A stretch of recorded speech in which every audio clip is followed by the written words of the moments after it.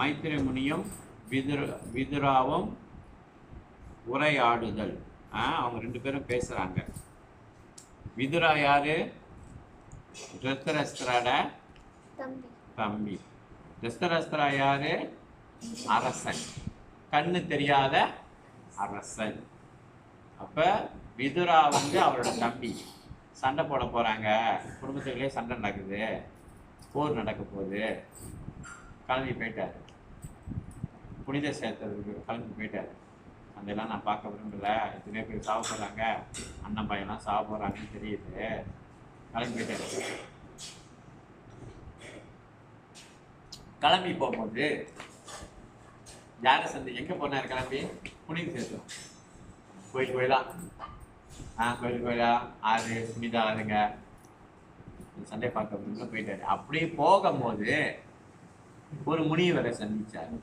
அவர் பேர் தான் மைத்திரியா முனி. அவர் வந்து கற்றறிந்த சுவாமிஜி அப்படின்னு சொல்லுவாங்க. ஸோ அவர்கிட்ட கேட்குறாரு, ஏன் உலகம் இப்படி இருக்குது, என்ன நடக்குது, எதிர்காலத்தில் என்ன நடக்க போகுது அப்படிலாம் கேட்கும்போது அவர் வந்து இந்த ஸ்ரீமான் பாகவத்தை விளக்குறாரு. ஏன் அடிச்சுக்கிறாங்க, எதுக்கு இந்த மாதிரி சூழ்நிலை வந்து அவர் இந்த கலிகாலத்தில். அப்போ அந்த உரையாடலை தான் இப்போ நம்ம கேட்குறோம். அவங்க ரெண்டு பேரும் என்ன பேசினாங்க, அவசியமான விஷயம், அதை தான் நம்ம கேட்குறோம். அது பயனற்றது. ஓகே, பயனற்றாததுலாம் இருக்கு. இதுக்கு எந்த பயனற்றது? நம்ம ஆத்மாவுக்கு ஆத்மா வந்து ரொம்ப சந்தோஷமாகும். பயனற்றாதுல கேட்டா ஆத்மா டவுன் ஆகும், தூசி அப்படியே படிக்குது மேல. இந்த பாகவத்தை கேட்கும் போது நம்மளோட இருதயம், நம்மளோட ஆத்மா வந்து பரிசுத்தமாக ஆகும். எப்படி இந்த பாருங்க, கச்சராக்கு தானே போட்டு ரொம்ப போட்டு தொலைச்சிட்டோமா சுத்தமாகும், துடைக்க அப்படி சுத்தமாகும், அப்படியே பளபளப்பா இருக்கும். அதே மாதிரி இந்த பாகவத்தை கேட்க நம்ம இருதயம் வந்து பகவான் வந்து பிரகாசிப்பார். குண்டலினி சக்திலாம் சொல்லுவாங்களே, அது அந்த தியானத்தில் வைக்கனா குண்டலினி சக்திலாம் அப்படியே எழுப்பப்படுது அப்படின்னு சொல்றாங்களே, நம்மளுக்கும் எழுப்பப்படுது தான். இந்த பாகவதம் கேட்கறதுனால நம்மளுக்கு பரமாத்மா வந்து பிரகாசிப்பார், பிரைட் ஆவார். பிரைட் ஆகுனா என்ன ஆகும்? நம்மளுக்கு கூட உறவாடுவார், மனதிலே நம்ம கிட்ட பேசுவார். இப்படி செய்ய, கோயிலுக்கு வா, ஜபம் பண்ணு, காலையில் எந்திரிச்சு ஜபம் பண்ணுறது நம்மளுக்கு முதல் கடமை அப்படிலாம் மனசாட்சியிட்ட பேசுவார். எப்ப நம்ம ஆத்மா வந்து பரிசுத்தமாக ஆகும்போது. எப்படி பரிசுத்தமாகும்? இந்த மாதிரி கிளாஸை கேட்க அவேக்கன். ஓகே, வாங்க இன்னைக்குள்ள ஸ்லோகத்தை 47. ததா பாரே சாத்மா சமாதி யோகா பலேனா ஜீத்வா ப்ராக்ருதி பலிஸ்தம் த்வம் ஏவா திரா புருஷா விஷாந்தி ஏஷன் ஸ்ராமா ஷான் நாது சேவயாதே. இதை படிச்சுக்கோம் நம்ம. ஓகே, ஸ்லோகத்தை முடிச்சுட்டோம். 48 இது படிச்சுட்டு தானே சேவையாத்தேன்னு வருது. எல்லாத்தையும் படிச்சுட்டோம் நம்ம. ஓகே,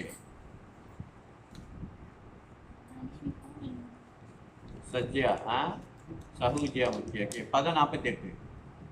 தத் தே வயம் லோகா சிஸ் ரக்ஷயா வாயா நுஸ்ரதஸ் த்ரிவித் ஆத்மபிஸ்மா சர்வே வியுக்தா ஸ்வவிஹார தந்திரம் ந சக்னுமஸ்தத் பிரதிஹதவேதி தத்தே வயம் லோகஸ்ய ரக்ஷயா வாயா நுஸ்ரதஸ் த்ரிவித் ஆத்மபிஸ்மா சர்வே வியுக்தா ஸ்வவிஹார தந்திரம் ந சக்னுமஸ்தத் பிரதிஹதவேதி தத். எனவே எல்லாரும் வேகமா தே உங்களுடைய வயம் நாங்கள் அனைவரும் லோகா உலகம் சிஸ்ரக்ஷயா படைப்பதற்காக அத்யா ஆதி புருஷரே த்வாயா உங்களால் அனுஸ்ருஷ்டா ஒருவர் பின் ஒருவராக படைக்கப்பட்டு ஒருவராக படைக்கப்பட்டு த்ரீபே இயற்கையின் முக்கோணங்களால் ஆத்மாவே ஒருவருக்கு சொந்தமானதல் ஸ்மா கடந்த காலத்தில் சர்வே எல்லோரும் வியுக்தா பிரிக்கப்பட்டும் ஸ்வவிஹார தந்திரம் சுய இன்பத்திற்குரிய ஒருவனது செயல்கள்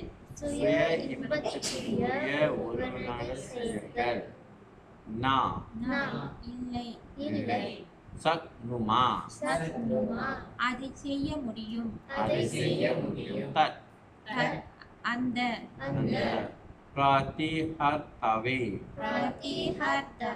அழிக்க தே தங்களுக்கு Translation Purport AC Bhaktivedanta Srila Prabhupada ki. எனவே ஆதி புருஷரை நாங்கள் உங்களுக்கு மட்டுமே சொந்தமாகவும் நாங்கள் உங்களுடைய ஜீவன்கள் என்ற போதிலும் இயற்கையின் முக்கோண ஆதிக்கத்தின் கீழ் ஒருவர் பின் ஒருவராக பிறந்திருப்பதால் செயலில் நாங்கள் பிரிக்கப்பட்டிருக்கிறோம்.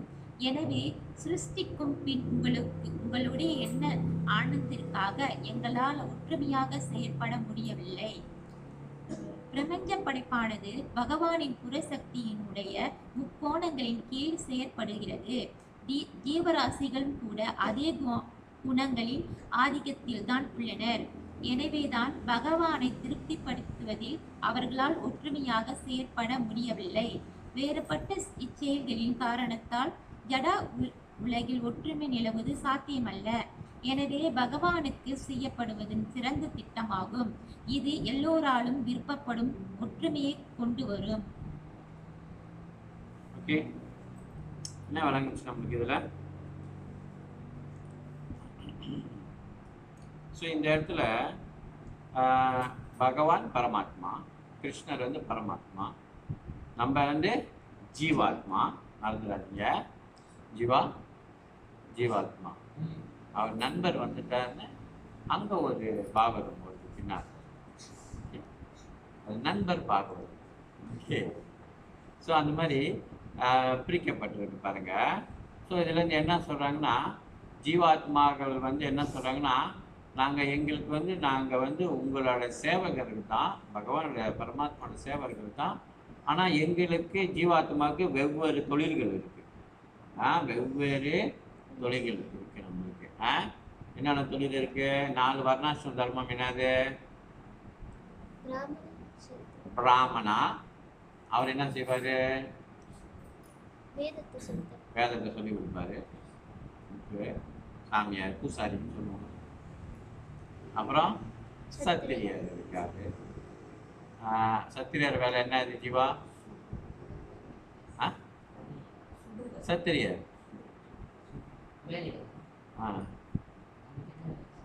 சத்திரியர் வேலை வந்து அஸ்கார் வேலை என்னது? சுடுற வேலையா? நாடை எடுத்துக்கலாம், துப்பாக்கி சுட்டுக்கிட்டே இருக்க முடியுமா?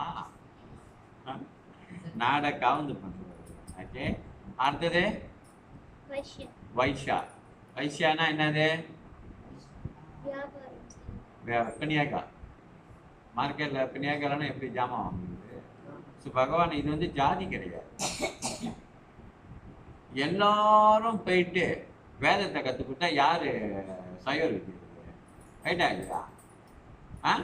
அதனால இதை வந்து நம்ம வந்து ஜாதியை பிரிக்கிறாங்க. அப்படி கிடையாது. எல்லாம் இப்படி இப்போ வாத்தியார் இருக்கணும், மாணவன் இருக்கணும். ரைட்டா இல்லையா? இதுதான் ரூல்ஸ் அண்ட் ரெகுலேஷன். அப்பதான் ஒரு குடும்பம் சிறப்பா ஓடும்.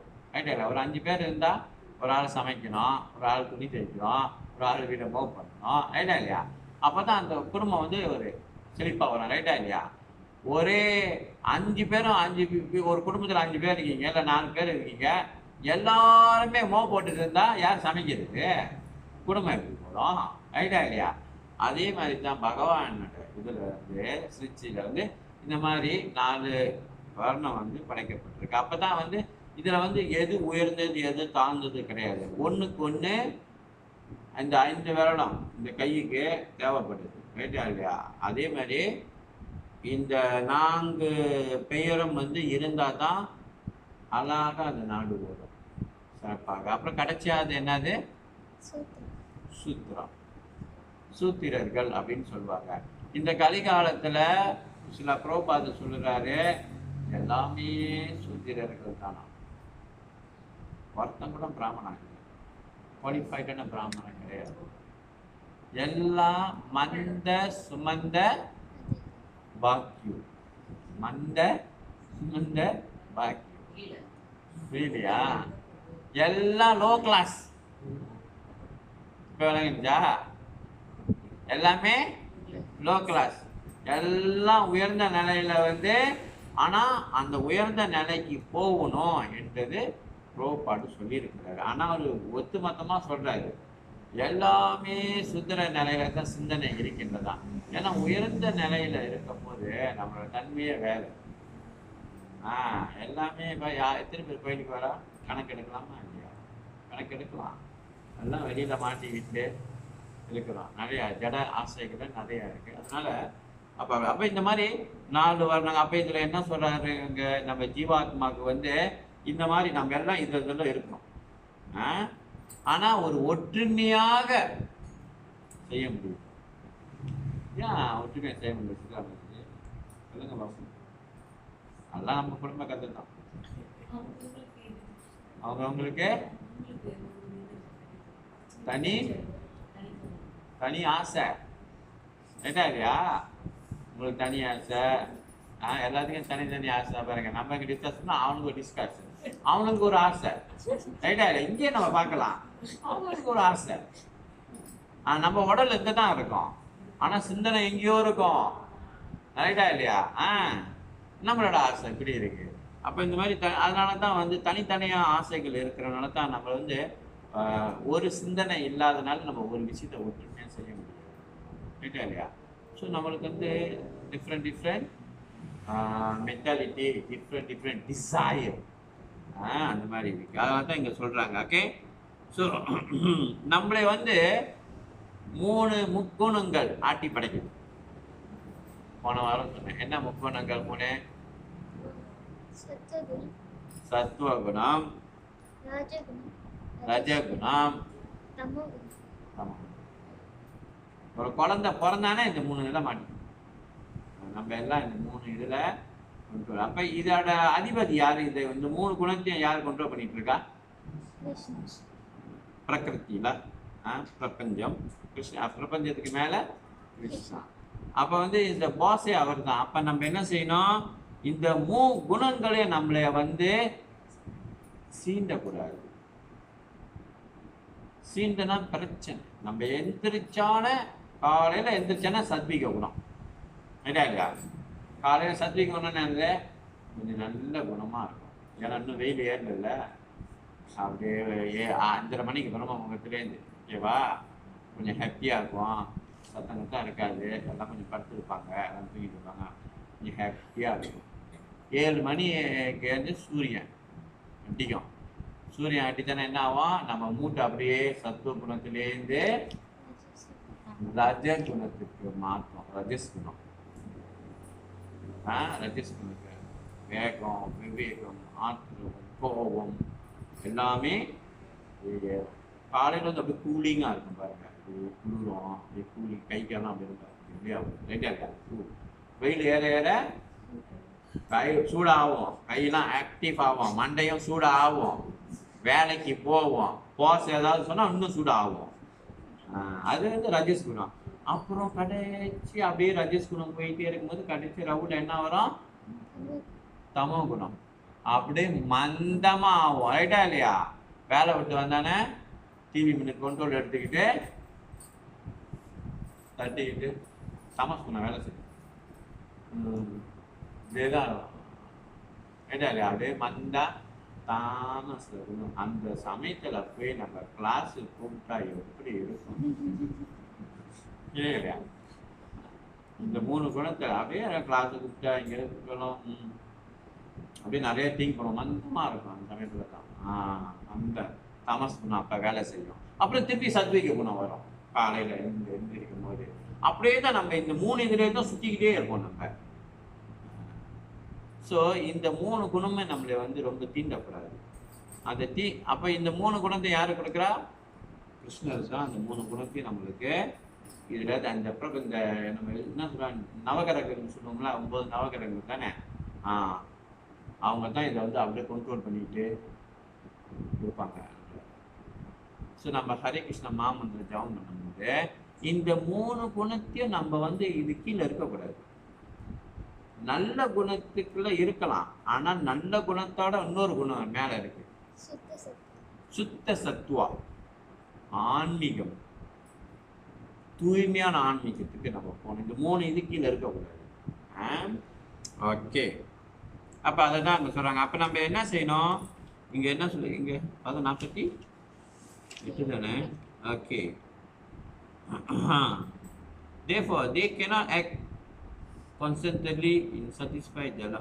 இந்த 3 குணங்கள் இருக்கிறதுனால தான் நம்மளுக்கு வந்து நம்ம மனதை ஒரு நிலைப்படுத்த முடியல. ரஜஸ் குணம் வந்துச்சுன்னா நம்மளுக்கு ஆர்வம், விவேகம், கோபம், காமம் இதெல்லாம் வரும்போது நம்மளுக்கு வந்து இறைவனை அந்த சமயத்தை சிந்திக்கிறதுக்கு ரொம்ப கஷ்டமா இருக்கும். லவ் ஆச்சுன்னா எல்லாம் பர்த்டே, அந்த பர்த்டே, கல்யாணம், அப்புறம் என்னது பரிசம், நலுங்கு எல்லாம் இந்த மாதிரி சொல்கிறேன், இந்த மாதிரி ஆக்டிவிட்டி இப்படி போயிடும். அப்போ அந்த காலையில் தான், அப்போ அந்த காலையில் தான் இந்த பெஸ்ட் டைம்னு சொல்லுவாங்க, பிரம்ம முகூர்த்தம்.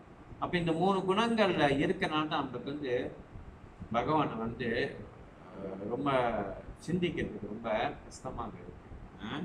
ஸோ இந்த 3 குணத்துக்கும் அப்பால் பட்டு போகணும்னு சொல்கிறாங்க. therefore they cannot be harmony. இந்த 3 குணங்கள் இருக்கிறனால 3 குணத்துல யார் ஒருத்தன் சிக்கி கொண்டு இருக்கிறானோ அவன் வந்து ஒற்றுமையா வாழ முடியாது. புரியுதுதாங்க சொன்னது? யார் இந்த 3 குணத்துல சிக்கி கொண்டு இருக்கிறாங்களோ அவன் ஒற்றுமையா வாழ முடியாது. ரஜஸ் குணம் வரும், வெயில் இருக்குல்ல, ரஜஸ் குணம் வரும், அவனுக்கு ஒரு இது இருக்கும், டிசையர், அவனுக்கு ஒரு காமம் இருக்கும், ஆத்திரம் இருக்கும், விவேகம் இருக்கும். அதெல்லாம் அவனுக்கு டிஃப்ரெண்ட் மோதம். இவனுக்கு ஒரு ஆசை, அவனுக்கு ஒரு ஆசை, அவனுக்கு ஒரு ஆசை, அவனுக்கு ஒரு ஆசை, நான் பெரியவன், நீ பெரியவன். அந்த குணம் நமக்கு இருக்கிறனால தான் நான் பெரியவன், நீ பெரியவன் வரும். அப்ப அந்த குணத்தை நம்ம வெண்டுட்டா விடியே மதியால வெல்லலான்னு சொல்றாங்களே, அந்த மாதிரி அந்த குணத்தை நம்ம வந்து கடந்துட்டோன்னு சொன்னோமா நம்மளுக்கு வந்து 24 மணி நேரமும் நம்மளுக்கு வந்து ஆன்மீகமாகவே இருக்கும். அது வெல்லறதுக்கு சாதாரண விஷயம் கிடையாது. பகவான் கிருஷ்ணனோட கிருபை இருந்தால் தான். அதுக்கு தான் என்ன செய்யணும்? இந்த 3 குணத்தை நம்மளை சீண்டக்கூடாதுன்னா என்ன செய்யணும்? Very good student. வேற ஒன்றுமே இல்லை. என்னத்தை தான் சுற்றி இப்படி வந்தாலும் கிடைச்ச சுவாமிஜிக்கு சொல்றது என்னது? ஜபம் பண்ணு. வேற ஒன்றுமே இல்லை. அதான் அந்த கொன்க்ளூஷனு. நம்மளை எதையும் தீண்டக்கூடாதுன்னா உருப்படியா ஜபம் பண்ணு. இந்த குணங்களோட தாக்கத்திலேருந்து கொஞ்சம் பரவாயில்ல. பகவான் உங்களை சேவ் பண்ணுவார். ஏன்னா அவர் தானே கொடுக்குறாரு. ஸோ அவர்கிட்ட சரண்டர் பண்ணும்போது இந்த குணங்கள் நம்மளை தாக்காது. ஸோ இந்த குணத்தில் நம்ம வந்து வெண்ணுட்டோம்னு சொன்னோமா நம்ம நிலையே வேற. அவங்க ஆன்மீகமாக எதை பார்த்தாலும் ஆன்மீகமாகவே பார்ப்போம். எதை பார்த்தாலும் ஆன்மீகமாகவே பார்ப்போம். ஓகே, ஹரே கிருஷ்ணா. வேற ஏதாவது இருக்கா? இப்ப யார் இந்த 3 குணத்தை வெண்ணுங்க இந்த இடத்துல? வெரி குட், பிரபுபாதர். இந்த 3 குணத்தையே வென்றவர் வந்து பிரபுபாதர். அதனால சேவையாரின்னு சொல்லிடுறேன். இந்த 3 குணத்தை வென்றவங்க வந்து சில பிரபுபாதர், குருமார்கள். குருமார்களை இந்த 3 குணத்துக்கு அப்பாற்பட்டு இருக்கிறாங்க. யார் இந்த 3 குணத்தை வென்னுட்டாங்களோ சதா இறைவன் சிந்தனையோட இருப்பாங்க, சமாதி நிலையில இருப்பாங்க. எல்லாமே யாரு பண்ணும்? கிருஷ்ணா. எல்லாமே சமாதி நிலைனா எந்த நேரமும் கிருஷ்ண சிந்தனையோட தான் இருப்பாங்க. நம்ம இன்னும் அந்த குணத்துல மாட்டிட்டு இருக்கிறதுனால அது நல்லது. ஓகே, வாங்க அடுத்தது பதம் 49.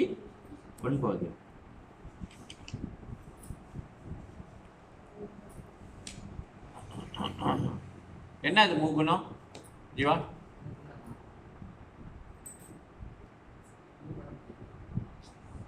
வரல. என்ன அது வைகேந்திர முக்குணம்? இப்பதான் சொன்னேன். பெண் பொண்ணா? பெண்ணாசை, பொன்னாசை, மண்ணாசையா? பகவானே, சாவுக்கு சொல்ற மாதிரி சொல்ற. பெண்ணாசை இருக்கக்கூடாது, பொன்னாசை இருக்கக்கூடாது, மண்ணாசை. குணங்கள் சத்விக குணம், ராஜஸ் குணம், தாமஸ் குணம்.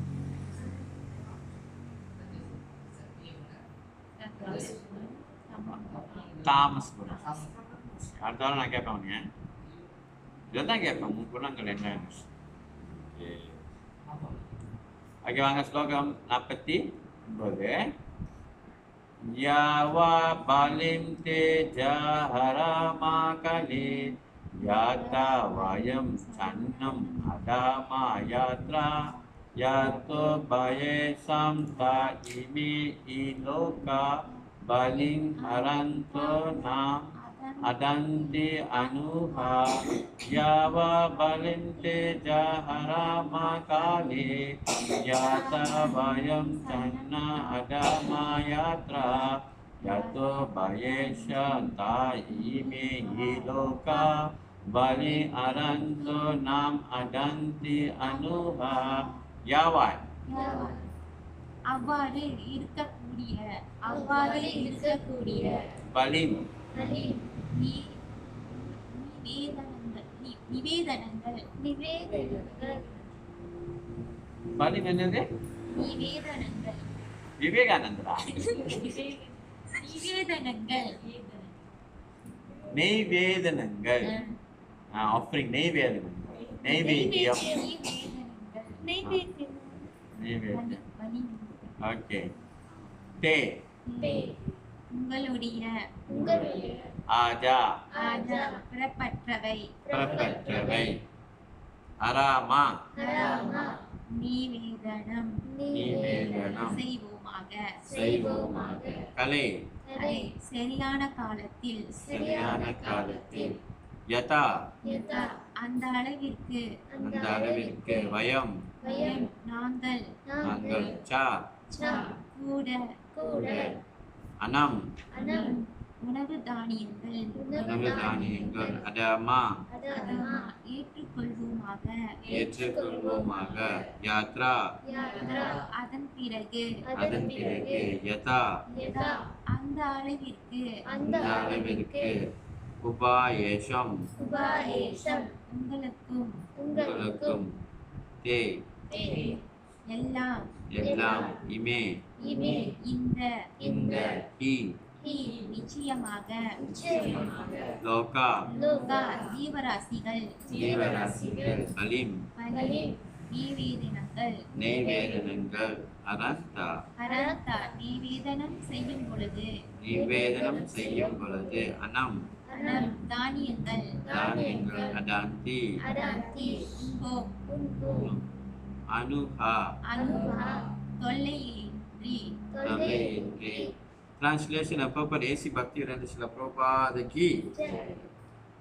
பிறப்பற்றவரை அனுபவிக்க தகுந்த தானியங்களையும் பிற உபயோகமுள்ள பொருட்களையும் உங்களுக்கு நாங்கள் நிவேதனம் செய்ய வேண்டிய வழிகளையும் மார்க்கங்களையும் பற்றி தயவு கூர்ந்து எங்களுக்கு அறிவுறுத்த வேண்டுகிறோம். இதனால் இவ்வுலகில் உள்ள நாங்களும் பிற ஜீவராசிகளுக்கும் தொல்லையின்றி எங்களை பராமரித்து கொள்ள முடியும் என்பதுடன் எங்களுக்கும் வேண்டிய வாழ்க்கை தேவைகளை எங்களால் சுலபமாக சேகரிக்கவும் முடியும். அப்ப இந்த இடத்துல என்ன கேக்குறாங்களா? பிறப்பெற்றவர் பகவான்கிட்ட இந்த இடத்துல என்ன கேக்குறாங்கன்னா, எப்படி நம்ம வந்து இறைவனுக்கு அர்ப்பணம் பண்றது, நெய்வேத்தியம் செய்வது, தானியங்கள் எப்படி நம்ம வந்து அர்ப்பணிக்கிறது அப்படின்னு இதை கேட்குறாங்க. அப்பதான் அது அந்த விதிமுறைகள் நம்மளுக்கு தெரிஞ்சிச்சுன்னா நம்மளும் வந்து சந்தோஷமாக இந்த பூலோகத்துல சுலபமாக வாழலாம். வாழ்க்கைய எப்படி வாழ்வது, தானியங்கள் இருக்கு, காய்கறிகள்லாம் இருக்கு, எப்படி இதை வந்து இறைவனுக்கு அர்ப்பணிக்கிறது இப்ப பார்ப்போம். எப்படி அர்ப்பணிக்கிறதுன்னு பார்ப்போம். இதெல்லாம் நாலேஜ். ஓகே, படிங்க. ஒரு பத்தி படிச்ச போதும்மா. திருப்தி அடைந்த உணர்வானது மனித வாழ்விலிருந்து துவங்குகிறது. இவ்வுணர்வு உயிர் கிரகங்களில் உள்ள தேவர்களின் உறவில் மேலும் அதிகரிக்கிறது. பூமி பிரபஞ்சத்தின் மத்தியில் உள்ளது. மனித வாழ்வானது தேவர்களின் வாழ்வையும் அசுரர்களின் வாழ்வையும் இணைக்கும் வகையில் மத்தியில் உள்ளது. பூமிக்கு மேலே உள்ள கிரக அமைப்புகள் தேவர்கள் எனப்படும் உயர்ந்த அறிவுள்ள ஜீவன்களுக்கு உரியவையாகும். அவர்களது பண்பாடு, இன்பம், சுகபோகங்கள், அழகு, கல்வி மற்றும் ஆயுள் முதல்வையானவை இன்னும் அதிக முன்னேற்றமான நிலையில் இருந்த போதிலும் அவர்கள் எப்பொழுதும் முழு கிருஷ்ண உணர்விலேயே உள்ளனர் என்பதால் தேவர்கள் என்று அழைக்கப்படுகின்றனர். எல்லா ஜீவராசிகளும் பகவானின் நித்திய தொண்டர்கள் என்ற உண்மையை இத்தகைய தேவர்கள் நன்கு அறிந்திருப்பதால் பரம புருஷருக்கு தொண்டு செய்ய அவர்கள் எப்பொழுதும் தயாராக உள்ளனர். பகவானால் தன் ஜீவராசிகளுக்கு எல்லா தேவைகளையும் அளித்து அவர்களை பராமரிக்க முடியும் என்பதையும் அவர்கள் அறிவர்.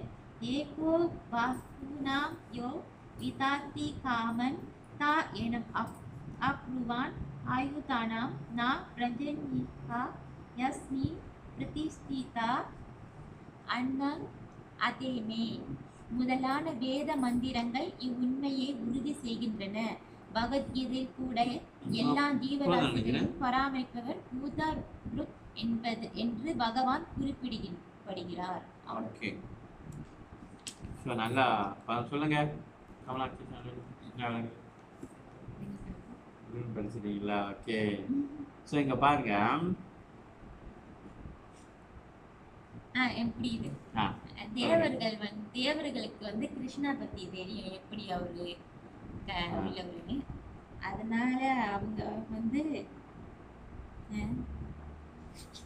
தேவர்கள்னா யாரு? சொந்தம் சொல்லுங்க. தேவர்கள் விநாயகர், முருகன், விநாயகர் பெருமான், முருகப்பெருமான், பார்வதி, சரஸ்வதி, வேற சொல்லுங்க தெரிஞ்சு. கோலாவளி அம்மன், குளத்தம்மன், மாரியம்மன், மீனாட்சி அம்மன், முருகா, முருகர், சிவபெருமான், அப்புறம் ஐயாவா? முனீஸ்வரர். ஐயா சாமி, ஐயா வந்து முனீஸ்வரர் தான். அப்புறம் வேற பிரம்மா, வேற விஷ்ணுவா? இல்ல இல்ல, விஷ்ணு. வேற இங்க பாக்குற என்னென்ன கோயிலாம் இருக்கு? சங்கிலி கரப்பன், அப்புறம் பச்சை அம்மன், வாராகி அம்மன். சொல்லுங்க, எத்தனை தேவரை உங்களுக்கு தெரியும்? லட்சுமி,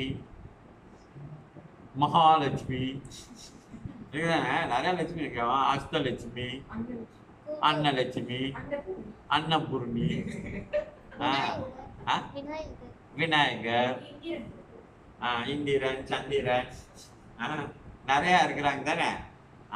இவங்களெல்லாம் வந்து நம்மளோட மேல இருக்கிறாங்களாம். இது பூமி, பூமியில பாருங்கதான் பூமி. நம்ம பிளானட்டோட மேல இருக்கிறாங்களாம். நம்மளோட பூமிக்கு கீழே பிளானட் இருக்கு. 7 லோகங்கள்: அத்தலா, வித்தலா, சுத்தலா, பத்தலா, ரசத்தலா, பாதாளா. கடைசியில பாதாளா. அத்தலா, வித்தலா, சுத்தலா, ரசத்தலா, மகாதலா, பாதாளா. கீழே மேல, இந்த பூமிக்கு மேல இது பூமி, பூதலோகம், சொர்க்கலோகம், அப்புறம் மனாஸ் லோகம், ஜனாஸ் லோகம், சத்தியலோகம், இதெல்லாம் இருக்கு மேலே மேலே. அப்போ இதில் என்ன சொல்கிறாங்கன்னா, மேலே உள்ளவங்களாம் வந்து தேவர்கள், தேவர்கள் லோகமா. அவங்களுக்கெல்லாம் வந்து ஆயுள் இதில் போட்டிருக்கு, ஆயுள் கூடையாம். நம்மளை மாதிரி 100 வயசுல போகிறது இல்லை, ஆயுளே இல்லை நம்மளுக்கு. இல்லை, பிறந்தாலும் செத்துருவோம். சொர்க்க லோகம், ஜனாஸ் லோகம், மகனார் லோகம், தப்பாஸ் லோகம், சத்திய லோகங்கள்லாம் வந்து ஆயுள் ரொம்ப கூடையும். வயசு 10,000 அந்த மாதிரி வயசுக்கு இருக்கலாம். ஏன் அவங்களுக்கு மட்டும் அப்படி கொடுக்கணும்? ஏன் அவங்களுக்கு அந்த மாதிரி கொடுக்கணும்? வயசு கூட யார் இருக்கணும்? வயசு கூட ரொம்ப நாள் வாழலாம், அழகாக இருப்பாங்களாம், அறிவாளியாக இருப்பாங்களாம், வாசம் அட்டிக்குமா பாடியில், சென்ட் அடிக்காமே அட்டிக்குமா வாசம். கருமா வேணும் வகையில் ஒன்று இல்லை இல்லை. மேலோகத்தில் வந்து ஏன் அந்த மாதிரி இருக்காங்களாம்? பகவானை அறிஞ்சவங்க அவங்களாம், கிருஷ்ணரை அறிந்தவங்க. கிருஷ்ணரை அறிந்தவங்க நம்மளை மாதிரி அலாம் வச்சு எந்திரிக்கிறவங்க கிடையாது, நம்மளை மாதிரி அலாம் வச்சு அடைச்சிட்டு படுக்கிறவங்க கிடையாது. அலாம் வச்சாலும் அடைச்சிட்டு எந்திரிச்சிடணும், 2 நிமிஷம் எந்திரிச்சிடும், அப்படியே தூங்கி விட்டுருவோம். அவங்களாம் வந்து ஆட்டோமேட்டிக்காக எந்திரிச்சு பகவானுக்காக வெயிட் பண்ணுவாங்க. மங்கள ஆரத்தி எல்லாமே அவங்களும் செய்வாங்க, துளசி ஆரத்தி எல்லாமே செய்வாங்க. சொல்லி கொடுக்க தேவையில்லை அவங்களுக்கு எல்லாமே அந்த மாதிரி உள்ள. அதனால அவங்களாம் வந்து எலவேட்டட் சோல். எலவேட்டட் சோல்னா உயர்ந்த ஆத்மாக்கள், உயர்ந்த ஆத்மாக்கள் அவங்களாம் வந்து. அப்போ நம்ம அந்த இடத்துக்கு போக முடியுமா? சித்ரா மாதாஜி, தங்கலட்சுமி மாதாஜிக்கு போக முடியுமாங்க சொர்க்கத்துக்கு? தப்பாஸ் லோகம் போக முடியுமா? முடியாது. முடிக்க தகு முடியும், ஆனால் முடியும், முடியும். இப்போ நீங்கள் வந்து காடி வாங்க முடியுமா? ஒரு காடி வாங்க போறீங்க, முடியுமா? முடியாது. முடியும் தானே?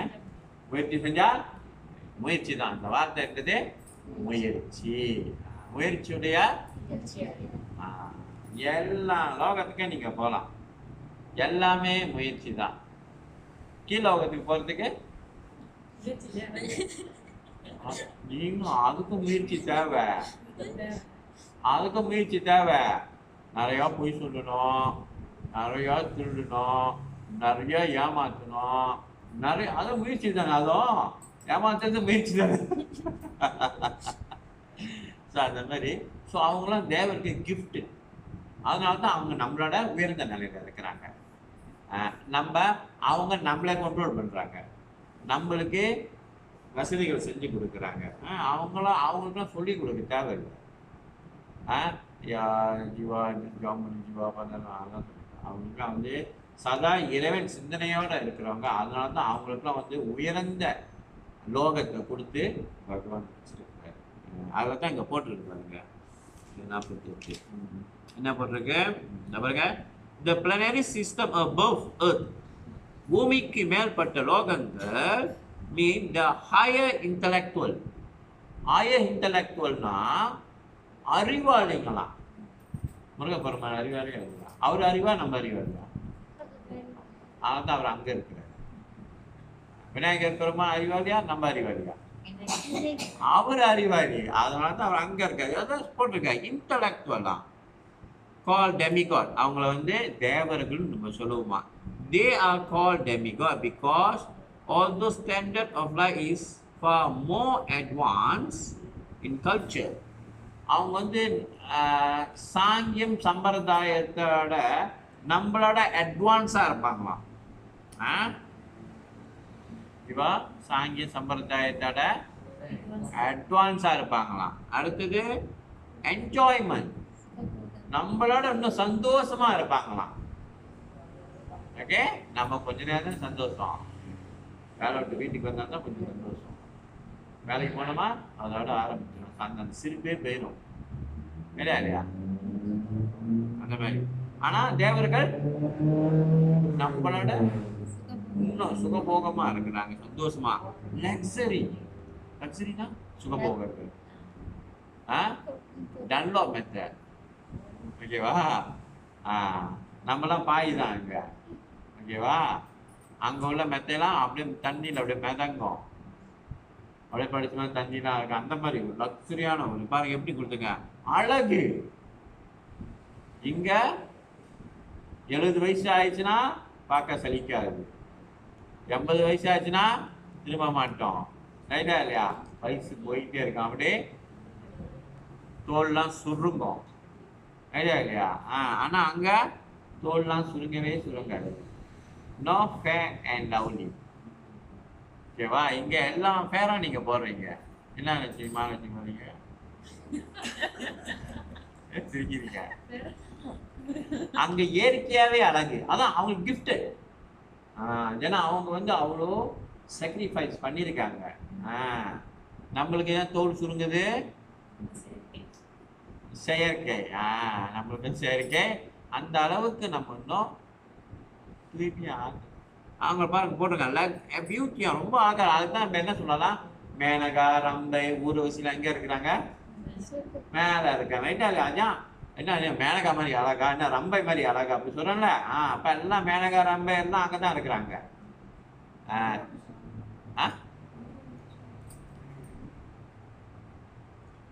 Education and duration of life.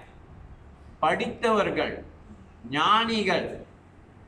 இன்னொன்று வந்து டியூரேஷன் ஆஃப் லைஃப்னா அவங்களோட உயிர் எவ்வளோ நாள் வருவாங்க. இப்போ அவங்க கேட்டாங்க வயசு தெரியா, 10,000, 10,200, 10,000 அப்படி போவோம். ஒரு வயசுலேருந்து ஆரம்பிக்கும், 1, 2, 3.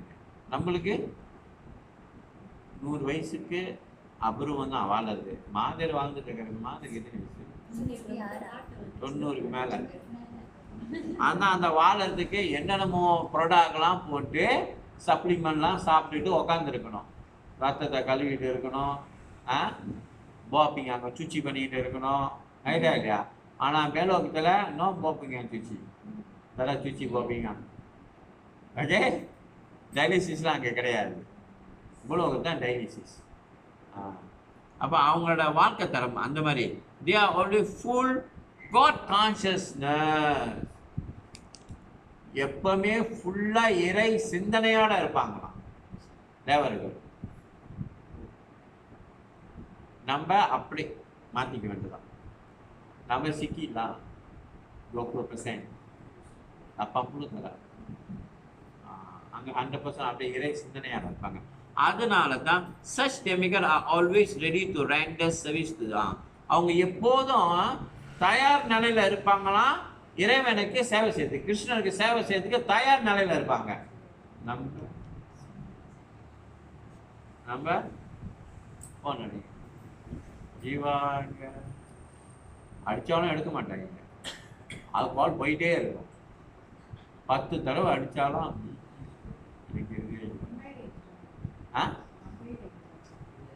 என்ன மந்தாஜி கேமா இல்லையா? இது பூலோகத்தில் சொல்லலாம். இதெல்லாம் ஒன்றும் இல்லை, எல்லாமே ஒரே கேஸ் தான். நம்ம எல்லாமே ரைட்டா இல்லையா? அடிச்சா காலுக்கு வேணும், கையில் சுத்தம் பண்ணணும். ஏன்னா நம்ம அதான் தான் இங்கே உட்காந்துருக்கோம். ரைட்டா இல்லையா? எப்போ சொன்னங்கிறோமோ, எப்போ தயார் நிலையில இல்லாம இருக்கிறோமோ, பண்டாத்தா சேக் முத்தியாரா, சிபராங் ஜாயா, அப்புறம் வேற எங்க இருக்கு ஜாவி, வேற எனக்கு ஹரிக் சாமியில கூலி, இது அப்படியே சுத்திட்டு இருக்க வேண்டியதான் தயார் நிலையில. தேவரங்களை பாருங்க 24 hours. அதான் தான் போட்டிருக்கு பாகவத்துல. என்ன போட்டிருக்கு பாருங்க, always such demigods are always ready to render service to Supreme Lord because they are perfectly aware of that fact that every living entity is continuously and internally subordinate servitor of the Lord. ஏன் அப்படிங்க? அவங்களுக்கெல்லாம் தேவர்களுக்கெல்லாம் வந்து அறிஞ்சவர்கள். என்ன அறிஞ்சாங்கன்னா, அவங்க வந்து இறைவனாட ஒரு தொண்டன் நல்லா புரிஞ்சிட்டாங்க. அதனால தான் அந்த இறைவனோட தொண்டன்னாங்க அவங்க தயார் நிலையில் இருக்கிறாங்க. எனி டைம் 20 hours பகவான் சரி செய்யறதுக்கு. நம்ம அந்த மாதிரி நம்ம தூக்கத்தை இன்னும் சாக்ரிஃபைஸ் பண்ண முடியல. 12 மணி நேரம் தூங்குறோம், 10 மணி நேரம் தூங்குறோம். ஐடியா இல்லையா? நிறையா 24 மணி நேரம் இருக்கு. நிறைய தூக்கத்துக்கு செலவழிக்கிறோம். இல்லையா? நிறையா டிராமாவுக்கு செலவழிக்கணும்,